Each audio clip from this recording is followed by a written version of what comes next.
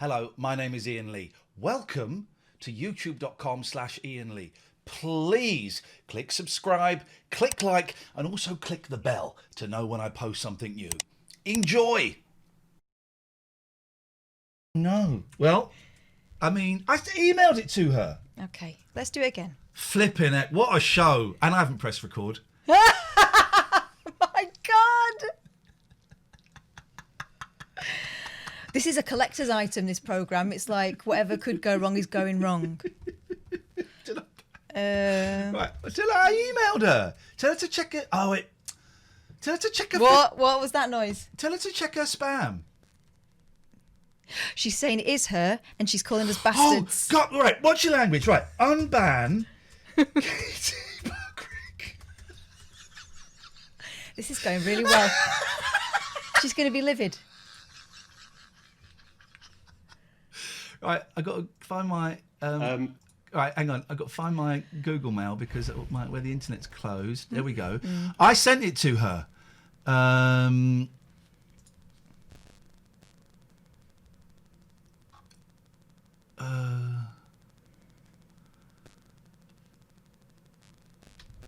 Okay, that's that. Right, sorry, I wonder what that was. I sent her the goddamn email. Check your goddamn email. What about? Is that the right email, right? Yes. I'm going to send it again. Technology is not our friend. Huh? There we go. Right. You got it. Anything you want, you got it. Anything at all, you got it, baby.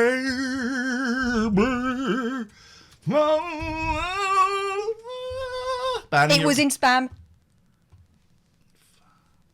There's something. This technology isn't for the likes of us. They're right. They're calling us boomers. They're right. They're right. We've made a horrible mistake. We've got no business here doing this. None whatsoever. Oh, man. State of it. Oh, Katie Puckrik has entered the waiting room. Okay. This is going to be interesting.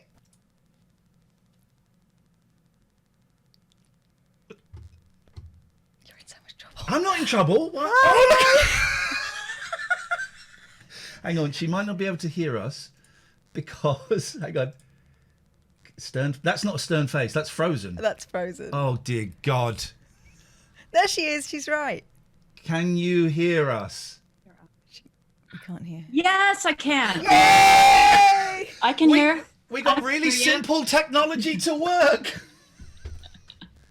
Your internet is terrible. Yeah. What you mean, my Wi-Fi? Yeah. Is there a delay?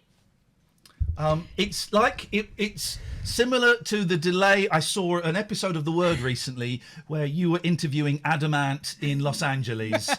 It's a similar quality line to that. I don't know if you remember that particular episode. I don't remember that particular episode. I'm so sorry, but you two look lovely. I am a little miffed that you banned me from your chat, Iain. Here's the thing, Katie. We get so many people pretending to be you. So many. It's because you've become a meme. So I had to boot you out. You have been unbanned. As if I'm going to believe someone on the internet saying they're actually Katie Puckrik. So what had happened was you did go to spam, and the only thing that's always in my spam is a fake Claudia Winkleman. So you blocked Claudia Winkleman. Somewhere Claudia is fuming. She's going, why she never called back? I thought we get on. No, it's a fake Claudia Winkleman. So you guys, this is kind of like, it's great to have this chat and everything, but it's slightly interfering with my nightly ritual. I have a new nightly ritual. Oh God, what is it? Because you were doing naked sunbathing, but obviously the sun has gone in now. Yeah. The sun's gone in now. So my new nightly ritual is to eat picnic food. I've decided that lockdown is a little too dour and it's a little too grim. So I've installed a ritual called Snacka dinner. And I eat painful food. I like very painful food, things with a lot of sensation like wasabi peas and salt and vinegar crisps and kimchi. gosh, it's like Banzai for the mouth. Yeah, and not just for the mouth. God. I don't know what that means. I don't. It's want kind it. of a ring of fire.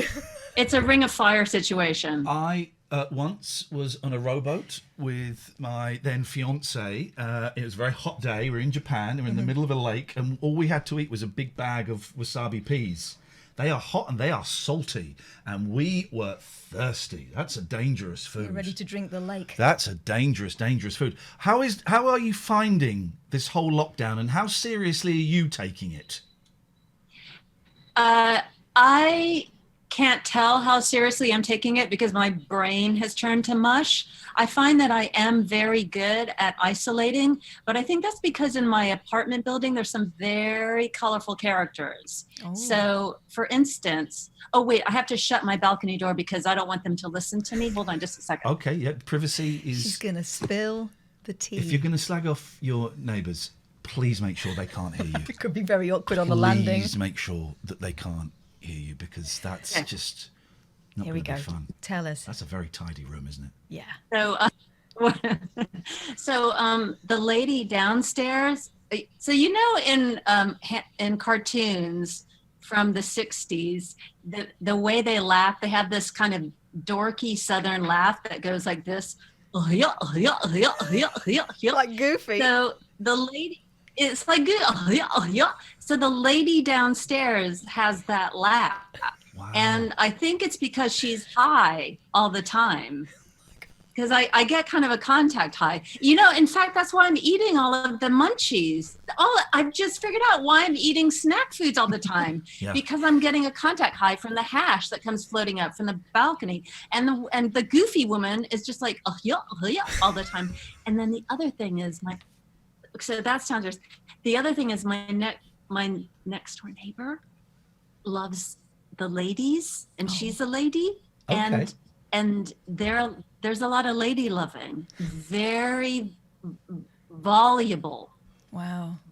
Enthusiastic. Yes. It's like I'm learning some tips. Yeah, this is what I imagine the 60s to be like. The 60s, as we know, really were grim, outside toilets, and you wiped your bum with newspaper, and no one had deodorant. That's the point you always make. But this is how I imagine the 60s to be. Pot smoking and lesbianism running rife. It could be rather bohemian if you weren't stuck in it all the time. It probably gets quite claustrophobic. Well, the interesting thing is that it's kind of like, I didn't consent to this. I didn't consent to this bohemianism, so it is somewhat thrust upon me. And as you can see in my salon, I'm the only one in here. I wouldn't mind participating in some of it if I had a little, my own corner of colorfulness to indulge in. But sadly, it's just me alone. Oh, but I tell you what's come out of the woodwork: high school crushes from decades ago. Wow. Yeah. Wow. Yeah. Didn't that happen a while ago? Didn't we talk about that last time we went for something to eat, like in the before times when you could do such a thing? Yes. Well, he's been reactivated by desperation. Oh, bless. Yeah. But so was he your high school crush, or were you his? Yes. No, here's what happened. Kind of satisfying. He was my high school crush. And then I grew up. And then at the high school reunion, he went boing when he saw me, and he thought, oh, I wouldn't mind a slice of that pie. Yeah. However, Puckrik pie, so delicious, gets a little stuck right there. It's very spicy at the moment as well.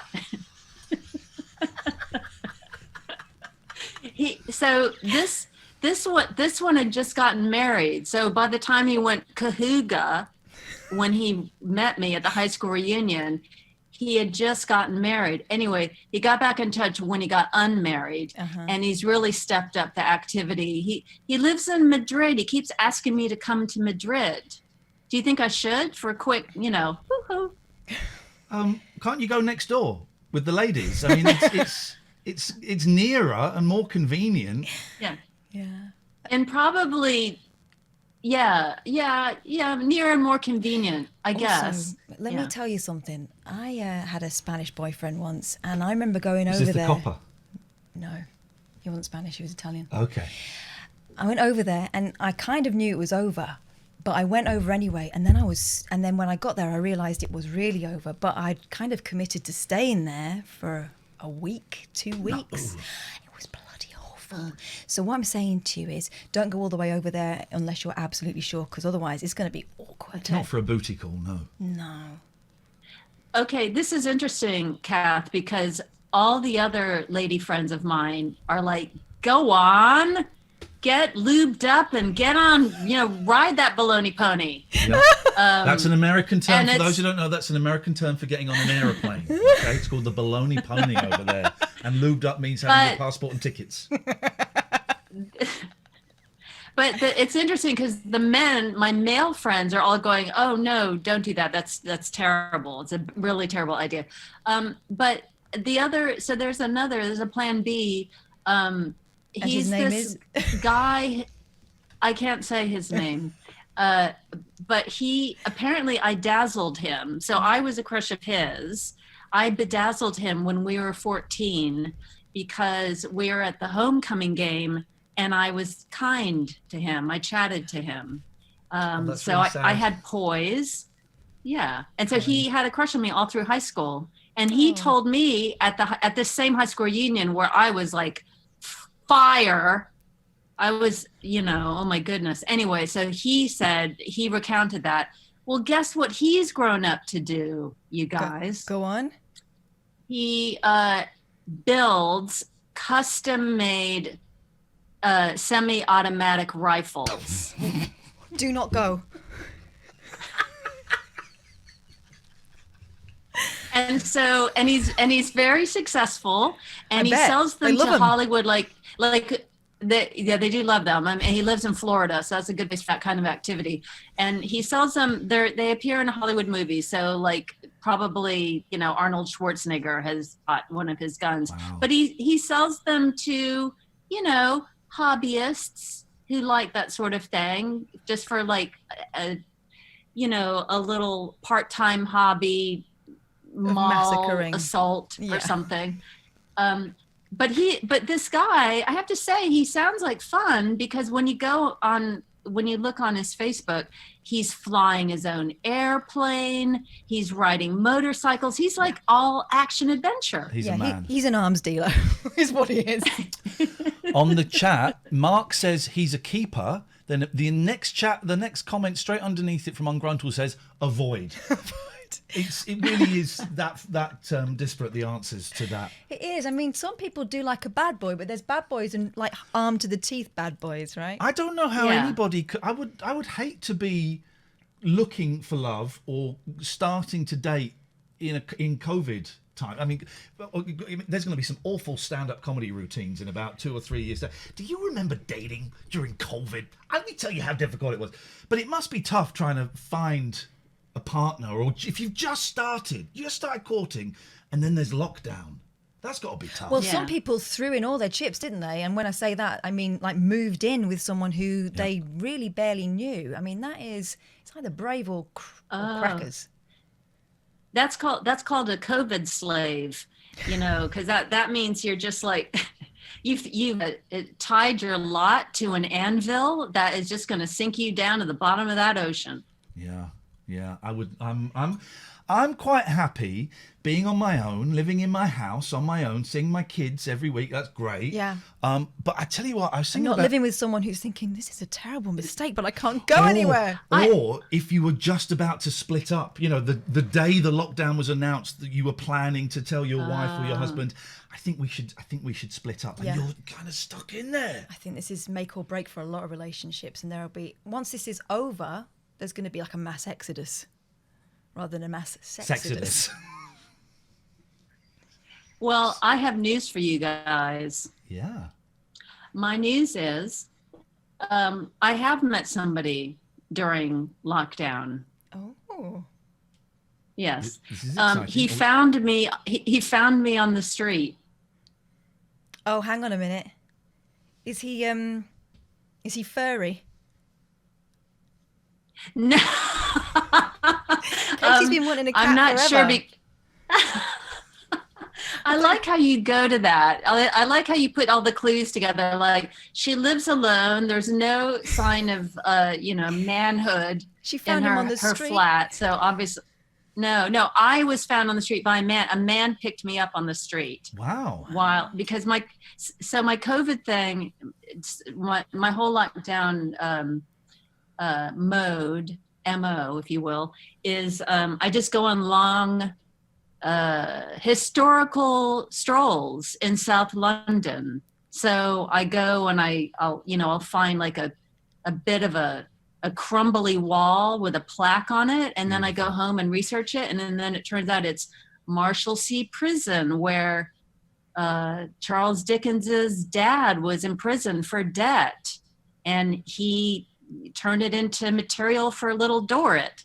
So I'm doing things like that. Oh, the workhouse where Charlie Chaplin's mother lived, and the boys had to go and be sent away to a school in north of London. Anyway, So I'm going on these little walks. You're holding an umbrella, and you just ended up with a guy following you. No. Hey, so what happened was, I was in Elephant and Castle. I was looking at this very quaint olden days Peabody Trust neighborhood, and it had a very cutesy little coffee shop there, and I was looking at it, and then I noticed there was a man on his bicycle, and he was also looking at it, and then he looked at me looking at it, and then I felt awkward because I didn't want to be noticed looking at something. I wanted to privately enjoy my solitude. And so I turned around, and then I heard a voice going, excuse me, he said, are you lost or exploring? Oh, well done. That is the best line I've ever heard. Wow. Yes. What a player. And so my answer was both. And then we chatted for about 10 minutes, and he seemed harmless. I didn't feel under threat. And I made some comment about, I've never seen this cafe before. I never knew this neighborhood was here. It's very quaint. I wonder if the coffee is any good there. And then he says, I've just discovered a great coffee place in Camberwell. Do you want to meet there tomorrow at 3? Smooth. The confidence. I know. Because it's the COVID times. You've got to strike. It's like during Yeah. the war. We might all die tomorrow. It is that. Speak like that. That's incredible. It's exactly like that, Kath. It's like wartime. So make do and mend, or maybe that was after wartime. So so we met for the coffee the next day, and we walked and talked for 7 hours. Oh, mate, brilliant. Yeah. Brilliant. But I'll tell you what, here's the thing. Is my face too big on this? I'll tell you what, he kept talking about children. He's a bit broody. Oh. And my uterus and womb is not producing that manner of activity at the moment. But did you tell him that? I mean, you were talking for 7 hours. Surely that... You must have covered that at some point. At some point. I didn't discuss my internal organs, and I just inferred that he was broody because he just kept mentioning children, and it wasn't. And so anyway, that was maybe 5 weeks ago. So we've met like once a week for long walks and talks. Oh. And at one stage, I mean, like at that first walk and talk, I said at a certain point, I'll just get on the bus here because that's my bus. He said, I was going to go for fish and chips. And then I went, I will like that too, because it's painful food. There's salt, there's vinegar. I like that. I like sensation.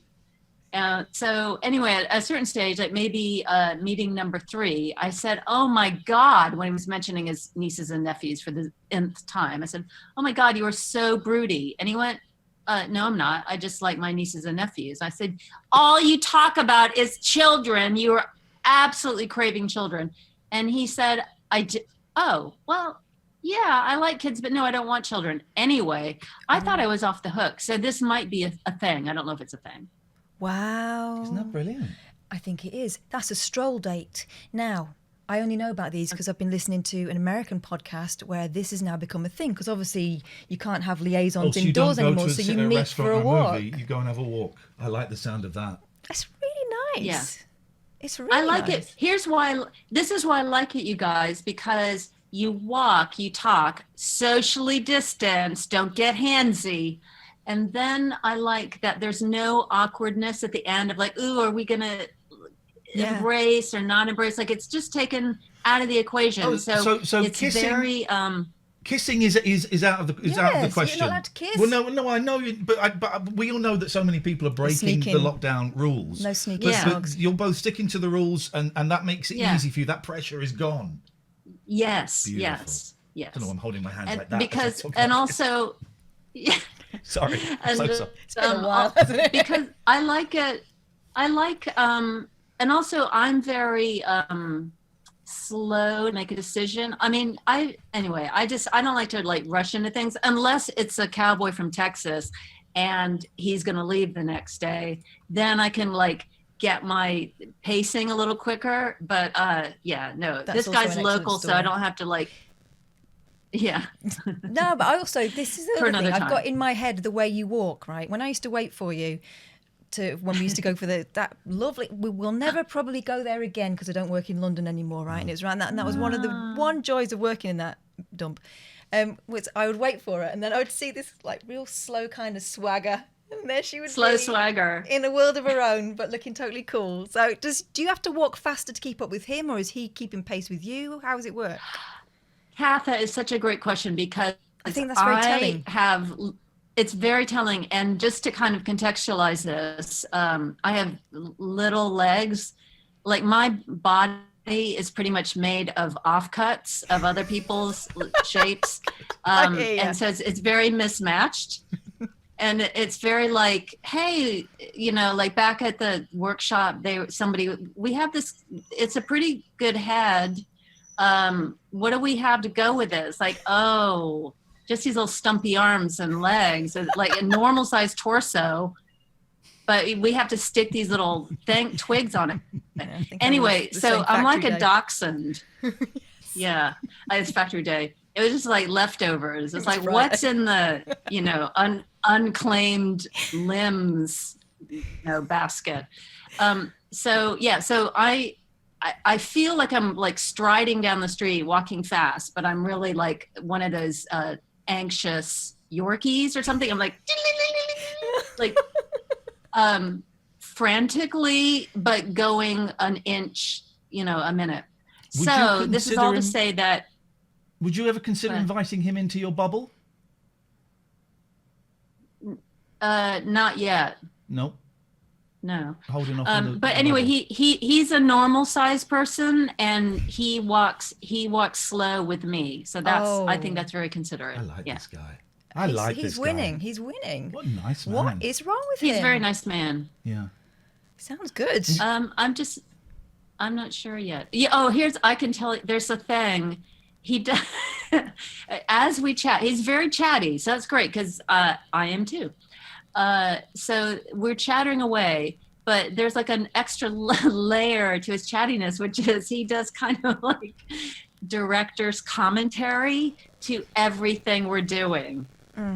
So he'll just constantly say things like, oh, this is such a great day we're having. I can't believe, like, look how we just met on the street and now we've had several hours walking together. And this is just so nice. It's like, I like gratitude. I love like appreciation and like going, oh, what a pretty sky, or yum. Yeah. I love this hot dog, but he's constantly narrating it. So I don't know if I haven't asked him too many personal questions, but he may have come out of like, I feel like if this is like that exciting, I don't know what kind of terrible torment he's been under. I know he did just get a divorce. So that'll be it then. The inner monologue is loud because finally he's got someone who'll listen. Have you been able to work during lockdown? Have you been able to do anything? Yes. I do. Actually, I had all these great dreams of like, oh, now's the time to pound out that book proposal that I've been threatening to do, or, oh, now's the time to get going on that script for that, the scripted half hour based on growing up in Moscow. Have I been doing any of those things? No. I guess I went through a period of feeling anxious for no reason. And then I went through a period of feeling very understandably floppy. But you know what? I did love lockdown at the beginning because I felt like, you know, the FOMO was gone. So I just felt like I'm not missing out on anything, you know. Yeah. Ian and Kath might be attending all manner of soirees around town with Claudia Winkleman, but you know, we were in the process now of getting sacked. no one That's what was is. happening. But the number sorry of to hear books that. that have not been written during COVID. I was going to write a book. Yeah. Everyone was going to write. Oh, we're going to write a book and learn a foreign language. No one did anything. We all just ate too much and played video games. I don't think I've even cried. finished a book like someone else has written. I can't concentrate. Oh, I've got back into reading. I've started reading a lot, and even books on the computer books, the electronic books. I've been reading those. Oh, modern books. Yeah, I've been reading. You can get old books on the computer book as well. I know you can. You can get those for free as well because they're out of copyright. I didn't know, Katie, that you can get ebooks from your library. But you don't have to go. I had a dream the other night where I dreamt you could get an ebook on a tablet, and I woke up. I thought, I wonder if that's real. I'm going to check it, and you can get ebooks downloaded. I read the first book I got was the rather tragic Corey Feldman autobiography. My God, there's a sad read if ever anybody wants to see a really bleak, ruined life. Read the Corey Feldman book, guys. I read a book. I'm going to recommend it to you, but let me get it so I can do product placement. Hold on. Yes, I'm going to please. my library. This is what I keep meaning to do. I keep meaning to bring the vegan-ish book that we've had to show it, but I haven't. I've got my Bruce Lee box set, which I will show in a second. I like the Look at this. Oh, now. Ah. Yes. Did you fancy that? I did fancy that. Pete Perfidis. Hold on. I'm plugging you in. What was that? I'm aware of this book. I have not read it. I think he's brilliant. He was like a music writer for Time Out and things. Yeah, that's where he met his wife, Yes. Caitlin Moran. Yeah. And it's Yes. is he fully Greek, half Greek? I can't quite remember. He is fully Greek. So his mother is Greek. His dad is Cypriot. And their fondest wish for him and his brother would be that they learned Greek, agreed to run the chip shop empire, and they would all live happily ever after, hopefully moving back to Cyprus. And none of those things happened. I don't know if he even ever mastered Greek properly, hence the title Broken Greek. That was the best he could do. But the book is great, and it's basically how it's about a what's the word when you have a identity crisis. He had an identity crisis as a little boy because he felt so strongly that his parents really wanted him to be this little Greek boy, and he so wanted to be a British kid who embodied everything cool that he thought was cool about pop music. And so what he did was he adopted pop songs sort of as his guardians, starting with ABBA. So any lady, musical pop star who looked kind, like Olivia Newton-John or the ABBA ladies, he hoped that they would look after him and maybe be his parents. Yeah. So he liked kindness, and he liked music, and so the story is told through him making sense of the world. It goes up to the age of 13, so he's very young, but it's a really wonderful snapshot of Britain at the end of the 70s, the beginning of the 80s. I'm going to get that in an electronic form from the library. Excellent from idea. The library. Sounds good. Katie, it's so nice to talk to you. I'm so I'm so glad that you seem happy. Oh, okay. I do. I feel happy. Good. Thank you. I hesitated to say it because I didn't you- want to sound patronising, but you do. You sound happy. Yeah. And that's great. Well, I do feel, you know what, I am gladdened that I'm seeing people again. I tell you what, not that I ever took my friends for granted, but, there was a good period there, a good stretch at the beginning of lockdown where we were, a lot of us, obediently not interacting with our friends. And then once we were allowed to do that, it just, I tell you what, it's like you realize a lot of your mental health comes from human contact. No man is an island. So I'm a very resourceful person. I have a lot of interests, but there's only so much you can do through a screen. Yeah. And so it is just nice to see people again and hug your bubble buddies. And in my case, walk for hours and hours and hours with a man who picked me up on the street. Getting your steps in as well. You can't it's not the most important thing. Getting those 10,000 at least. Katie, it's lovely to talk to you. I hope we'll definitely see you when this is all over, whenever that is going to be. But for sure. Yeah, we'll speak to you soon. Take care. All right, see you soon. See you later, all right, Katie. Bye-bye. Bye. Here we go. Bye. It's Katie Puckrik, who we absolutely love and adore, and we picked her up in a record store. I mean, there seems to be a pattern, doesn't there? We picked her up in a record store. We'd seen her the day before, hadn't we, at another gig, and both of us had been kind of fangirl stroke boying over her. Going, my God, there's Katie Puckrik over Go and speak to her, No, you go and speak to her. Because, you get this idea that she's too cool, because she is cool, effortlessly cool, but she's also lovely.